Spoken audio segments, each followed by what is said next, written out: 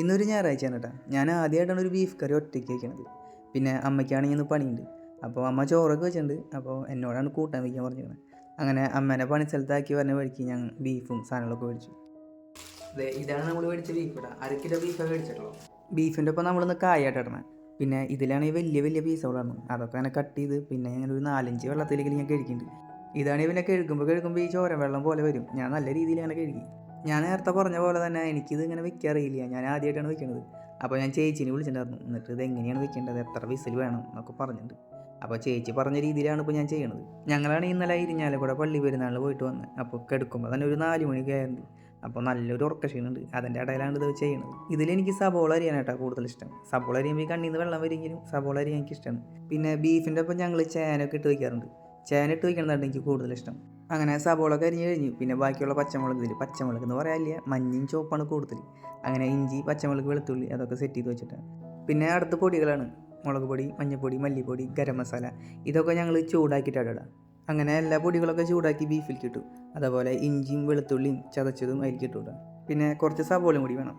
അതിലേക്ക് പിന്നെ ഇനി വെളിച്ചെണ്ണ ഒഴിക്കണം. വെളിച്ചെണ്ണ ഒഴിക്കാനായിട്ട് കുപ്പിയെടുത്തപ്പോൾ അതിൽ വെളിച്ചെണ്ണ കുറവാണ്. അങ്ങനെ വീട്ടിൽ മേടിച്ച ഈ പാക്കറ്റ് അങ്ങനെ പൊട്ടിച്ചതിലേക്ക് ഒഴിച്ചു. ഇത് കുറച്ച് ടാസ്ക്കാണ്. അതിലങ്ങനെ ആവശ്യത്തിനുള്ള വെളിച്ചെണ്ണ ഒഴിച്ചു. പിന്നെ ഉപ്പ് ഇട്ടുവിട്ടാൽ. പിന്നെ ഇതിൽ വേപ്പിലിടാൻ പാടില്ലെന്ന് പറഞ്ഞിട്ടുണ്ട്. ഈ വീസിൽ വന്നിട്ട് അത് ബ്ലോക്ക് ആവുന്നു. പിന്നെ ഇതെല്ലാം കൂടി ഇങ്ങനെ ഞരണ്ടണം മീൻസ് ഇങ്ങനെ കുഴയ്ക്കണം. വീട്ടിൽ ബീഫ് വയ്ക്കുമ്പോൾ ഈ സബോള അരിഞ്ഞു കൊടുക്കുക, ഇഞ്ചി വെളുത്തുള്ളി ആ സാധനങ്ങളൊക്കെ സെറ്റപ്പ് ചെയ്യുക, അങ്ങനത്തെ പരിപാടിയൊക്കെ ചെയ്തിട്ടുള്ളൂ. ഒരുപാട് ഞാൻ ചിക്കൻ വെച്ചിട്ടുണ്ട്. ഈ ബീഫൊക്കെ ആദ്യമായിട്ടാണ് ഞാൻ വയ്ക്കുന്നത്. ഞാൻ ഈ ബീഫിന് ഇങ്ങനെ ഞരണ്ടുമ്പോൾ തന്നെ ഇതിൻ്റെ മണം ഇങ്ങനെ അടിച്ചുകൊണ്ടിരിക്കട്ടെ. ഇപ്പോൾ തന്നെ നല്ലൊരു മണം വരുന്നുണ്ട്. പിന്നെ ഇതിലധികം വെള്ളം ഒഴിക്കേണ്ടതെന്ന് പറഞ്ഞിട്ട് അങ്ങനെ കുറച്ച് വെള്ളം കുറച്ചും കൂടി ഞാൻ വെളിച്ചെണ്ണ കൂടി ഒഴിച്ചു വിട്ടു. അങ്ങനെ ഇതങ്ങനെ അടച്ച് അടുപ്പത്ത് വെച്ചു. അങ്ങനെ ബീഫ് വേവാനായിട്ട് വെച്ചു. പിന്നെ നമ്മൾ അടുത്ത് ഇടുന്നത് പറഞ്ഞ കായാണ്. ഇതിൽ 3 കായ ആവശ്യം വരില്ല എന്ന് തോന്നുന്നുണ്ട്. നമുക്കൊരു 2 കായ കൂടാം. പിന്നെ ചേച്ചി പറഞ്ഞ പോലെ തന്നെ ഇനി ഒരു 3-4 വിസിലടിച്ച് നോക്കാനാണ് പറഞ്ഞു. അതിന് ശേഷം ബീഫ് വെന്തുണ്ടെന്ന് നോക്കുക. പിന്നെ ഈ കായ അരിഞ്ഞതും കൂടി ഇട്ടിട്ട് പിന്നെയും കൂടി ഒരു വിസിലും കൂടി അടിക്കണം. പിന്നെ ഈ കുക്കറിനാണെങ്കിൽ ഒരു പ്രശ്നമുണ്ട്.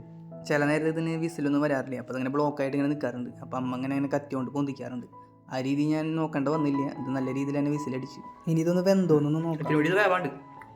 പക്ഷെ നമ്മൾ കായിട്ട് അടിക്കുമ്പോൾ സെറ്റാവുമെന്നാണ് പറഞ്ഞത്. പിന്നെ അങ്ങനെ അരിഞ്ഞു വെച്ച കായും അതിന് ആവശ്യമുള്ള ഉപ്പിട്ട് നല്ല രീതിയിലൊന്ന് ഇളക്കിയിട്ടാണ് അങ്ങനെ കുക്കർ മൂടി വെച്ചിട്ട് ഒന്നും കൂടിയും ഗ്യാസ് അങ്ങനെ കത്തിച്ച് വെച്ചു. പിന്നെ അടുത്ത പരിപാടിയായിട്ട് വരുന്നത് നമ്മൾ ഈ അരിഞ്ഞു വെച്ച ഇഞ്ചി, പച്ചമുളക്, വെളുത്തുള്ളി അതുപോലെ സവോള അതൊക്കെ ഈ എണ്ണയിൽ ഇങ്ങനെ വഴറ്റുക. ഇതിലിപ്പോൾ നമ്മുടെ ബീഫ് തുറന്നോക്കിയപ്പോൾ സാധനം കായൊക്കെ സെറ്റായിട്ടുണ്ട്. ഞാൻ വിചാരിച്ച് കായ ഇനിയിപ്പോൾ വെന്തില്ലെങ്കിലോ എന്നൊരു പേടിയാണ്. പക്ഷേ കായ സെറ്റായിട്ടുണ്ട്. അങ്ങനെ ഈ കുക്കർ അങ്ങോട്ട് ഓപ്പൺ ആക്കി ഭയങ്കര നല്ലൊരു മണം അടിച്ചിട്ടാണ്. സംഗതി മണമൊക്കെ വരുന്നുണ്ട്. അങ്ങനെ ഈ സബോളൊക്കെ നല്ല രീതിയിൽ വഴണ്ട് വന്നിട്ടാണ്. അതിലേക്ക് നമ്മൾ മഞ്ഞൾപ്പൊടി, മല്ലിപ്പൊടി, മുളക് പൊടി, ഗരം മസാല പിന്നെ വേപ്പില അതിട്ടിട്ട് നല്ല രീതിയിൽ ഇളക്കിയിട്ട് അതിന് ശേഷം നമ്മുടെ ഈ ബീഫ് അതിലേക്കാണ്ട് തട്ടിയിട്ടാണ്. പിന്നെ അതിന് ശേഷം ഇതിലേക്ക് കുറച്ചും കൂടി ഗരം മസാല പിന്നെ കുറച്ച് വെളിച്ചെണ്ണ കൂടി ഒഴിച്ചിട്ടാണ്. പിന്നെ അവിടെ ഇളക്കിയാണ്ട് ചേർത്തു. ഇളക്കുമ്പോൾ തന്നെ അതിൻ്റെ കളറൊക്കെ നല്ല രീതിയിൽ മാറിയിട്ടാണ്. ഞാൻ ഈ ഒരു നിറത്തിലേക്ക് ഈ ഒരു സെറ്റപ്പിലേക്ക് എത്തുമെന്ന് വിചാരിച്ചിട്ടുണ്ടെങ്കിൽ അപ്പോൾ നമുക്കും ചെറിയ രീതിയിലൊക്കെ ഫുഡൊക്കെ വയ്ക്കാൻ പറ്റും. ഇതിൽ എന്താ പ്രശ്നം എന്ന് വെച്ചാൽ ഞാനൊരു 3.5 മണിക്കൂർ കൊണ്ടാണ് ഇപ്പോൾ ഉണ്ടാക്കിയത്. കാരണം ഈ വീഡിയോ എടുക്കലും ഉണ്ടാക്കലും കൂടി ആകുമ്പോൾ കുറേ നേരം എടുത്തിട്ടുണ്ട്. പിന്നെ എനിക്ക് അറിയാത്തത് കൊണ്ടും കുറച്ച് സമയം കൂടുതലായിട്ടുണ്ട്.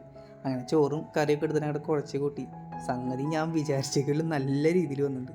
ഞാനങ്ങനെ 2 വട്ടമൊക്കെ എടുത്ത് ചോറ് കൊണ്ട്. അപ്പോൾ ഓക്കേട്ടാ, ബൈ.